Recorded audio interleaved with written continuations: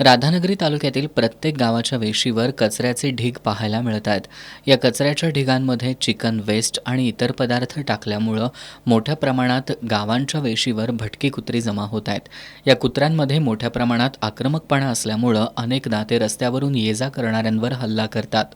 बहुतांश वेळेला लहान मुलांवर कुत्र्यांकडून हल्ला होण्याचं प्रमाण जास्त आहे. सोळांकूरमधील मृणाली अनिल जाधव या 13 वर्षांच्या चिमुरडीवर अचानक भटक्या कुत्र्यांनी हल्ला केला. शेजारील ग्रामस्थांनी मुलीची आई घटनास्थळी धावत गेली आणि मुलीची सुटका केली. मात्र तोपर्यंत तिच्या शरीरावर मोठमोठ्या जखमा झाल्या होत्या. या घटनेनंतर गावात भीतीचं वातावरण आहे. संबंधित ग्रामपंचायतींनी घनकचरा व्यवस्थापनाकडे गांभीर्यानं पाहण्याबरोबरच भटक्या कुत्र्यांचा बंदोबस्त करण्यासाठी उपाययोजना करणं गरजेचं आहे.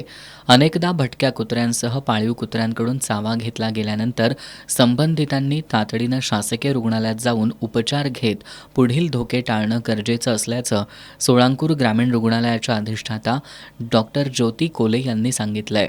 आपण आज सगळेजण बघत आहे की आपल्या आजूबाजूच्या गावातील अशा वेळेस भटकी कुत्री जी आहे ती रस्त्यावर बऱ्या प्रमाणात फिरत आहे. तसं त्यांना खाद्य मिळत नसल्यामुळे ती आक्रमक झालेली आहेत. सध्या 4-5 दिवसांमध्ये आमच्याकडे कुत्रा चावलेले जे पेशंट आहेत त्यांची वाढ होताना दिसत आहे. तर मग आपल्या सर्व नागरिकांना माझं आव्हान आहे की लहान मुलांना तसंच गरज असेल तरच आपण घराबाहेर पडावं आणि अशा कुठलाही संपर्क अगदी नख लागलं, दात लागलं असं कोणताही प्रकार जर आपल्यासोबत घडला तर त्वरित तुम्ही ग्रामीण रुग्णालय सोळांकूर इथे संपर्क साधावा.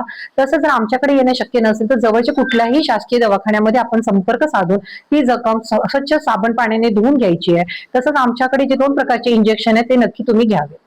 भटक्या कुत्र्यांच्या हल्ल्यानंतर रेबीज प्रतिबंधक लस आणि अन्य उपचार शासकीय रुग्णालयांमधून उपलब्ध होत असले तरी कुत्र्यांकडून जीवघेणे हल्लेच होऊ नयेत यासाठी ग्रामपंचायतींनी आवश्यक त्या उपाययोजना करणं गरजेचं आहे.